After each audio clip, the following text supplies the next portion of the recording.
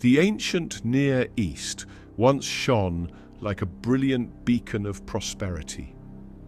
At its height, majestic palaces, bustling ports, and mighty kingdoms, such as Mycenae in Greece, the grand Hittite Empire in Anatolia, and the storied dynasties of Egypt, thrived in an era of unparalleled trade and cultural exchange. Across the Mediterranean, treasures flowed, fine timber from Lebanon, olive oil and wine from Cyprus, and precious metals from distant quarters bonded the region in a tapestry of wealth and innovation. Yet, as if by the striking of a sudden, fatal blow, everything began to crumble. Venerable cities, monuments of human achievement, fell into ruin overnight. Merchant vessels once laden with exotic goods became laden instead with desperate refugees fleeing famine, internal strife, and countless calamities. Amid this disintegration emerged an enigmatic force, the Sea Peoples.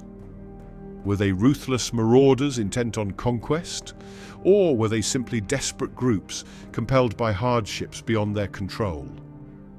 Based on the latest research and trusted scholarly analysis, join us today as we explore the mystery of the Sea Peoples and see how their arrival helped end an old era and start a new one.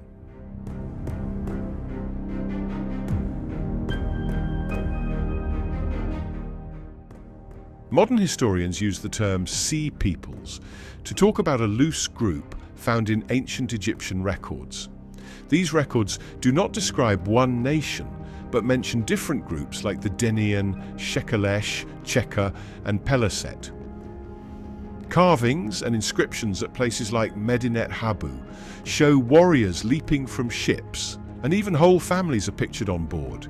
This tells us that the Sea Peoples were not just raiders looking for loot, they were also refugees forced to abandon their homes by terrible events.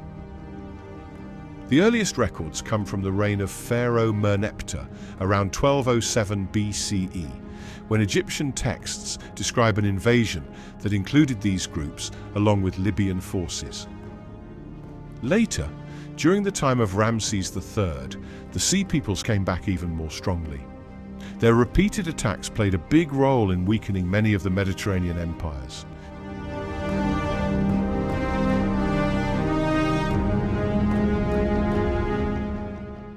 One major reason the Sea Peoples terrified ancient empires was their great skill in fighting on water.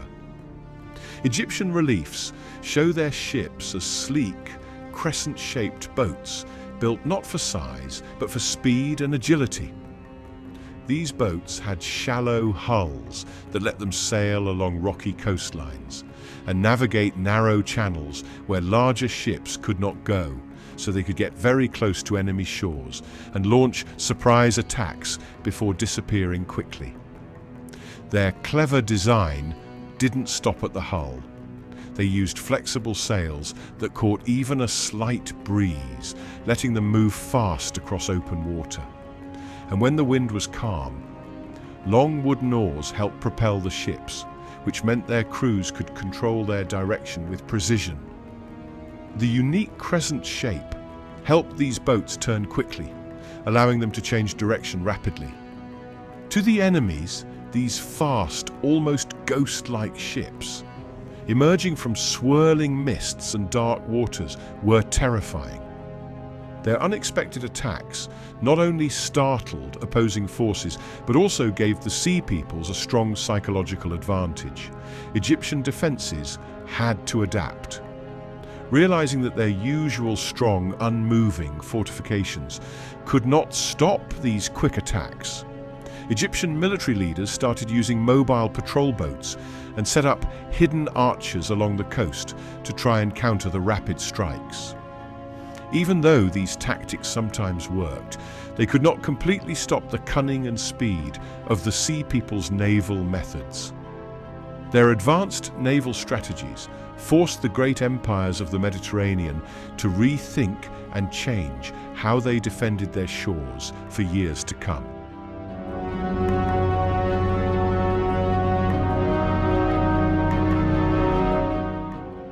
No one knows exactly where the Sea Peoples came from. Most scholars agree that they were not one people, but a mix of groups forced together by tough times. Some evidence points to islands like Sardinia or Sicily in the western Mediterranean, where tools and pottery similar to those used by the Sea Peoples have been found. Another idea is that many of them came from Mycenaean Greece. Around 1200 BCE, important cities like Mycenae were destroyed by wars, earthquakes, or other disasters. Many survivors may have left their ruined homes and joined the Sea Peoples. Archaeologists have found Greek-style pottery in later settlements of the Philistines, for example in Ashkelon, which suggests a strong connection. Cyprus, known in ancient times as Alatia or Kypros, and still called Kypros in Greek today, was a vital center of Mediterranean trade. This island supplied much of the copper needed to make bronze, fueling the great civilizations of the late Bronze Age. But even Cyprus was not safe from the turmoil sweeping across the region.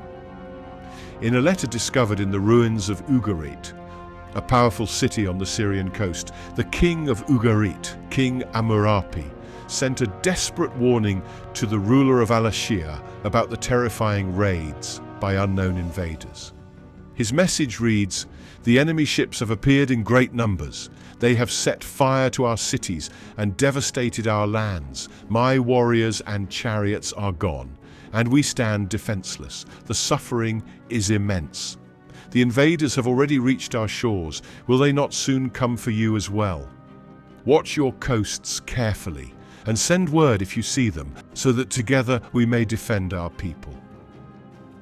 This urgent plea shows just how widespread the fear and destruction were.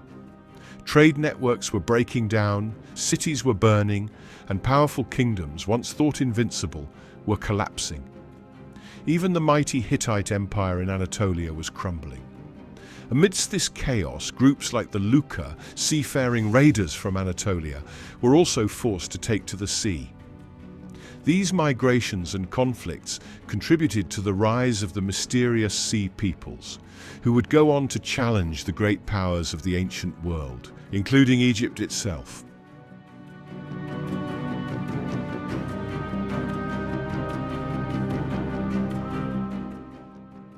When the Sea Peoples reached Egypt, they tried to invade a kingdom known for its strength. Pharaoh Ramses III, however, came up with a clever plan. He used the maze-like channels of the Nile Delta to set traps. Hidden archers waited along the riverbanks until the enemy ships sailed into the narrow waters. Then they let loose a shower of arrows that sank many of the invading boats before they could land. Those who made it ashore were met by fierce, close combat with Egyptian soldiers. The great reliefs at Medinet Habu show this epic battle. Scenes of captured enemies, broken weapons, and a proud pharaoh whose smart tactics turned the tide of battle. Although Ramses III's victory was impressive, the cost was high. The heavy fighting drained Egypt's strength and left lasting scars on the kingdom.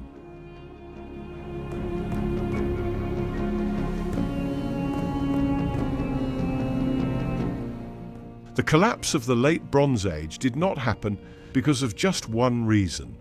It was caused by many disasters occurring at the same time. Droughts, famines, wars, and economic struggles combined to bring down once powerful empires. The Hittites and Mycenaean Greeks, for example, fell apart under these pressures, and even Egypt was not spared. The trade routes that had once connected these great civilizations broke down, leaving cities deserted and cultures shattered. Yet, from this chaos, a new order slowly began to emerge. Smaller kingdoms and city-states started to grow, and there was a significant shift from using bronze to iron. This change to iron transformed the way people fought battles and created tools, marking the start of a new era known as the Iron Age. In the Levant, groups such as the Peliset eventually became known as the Philistines, while the Phoenicians became renowned as skilled sailors and traders, building new trade networks across the Mediterranean. The Sea Peoples, often labeled as ruthless invaders, might also be seen in a different way. They were victims of their time, forced to leave their homes because of hunger, disease, and war. Their movement reshaped the ancient world and helped create the new political landscape of the Iron Age.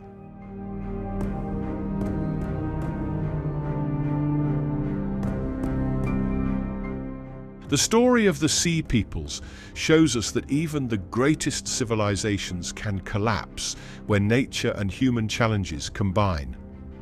Their story is one of destruction, but it is also one of renewal. From the crumbling ruins of the Bronze Age came new ideas, new technologies, and new ways of living. Today, the world still faces tough problems, such as climate change, economic difficulties, and mass migration. The lessons from the Bronze Age remind us that even in our darkest moments, there is hope for fresh beginnings. By looking to the past, we can find ways to build a better future. Thank you for joining us on this journey through one of history's greatest mysteries.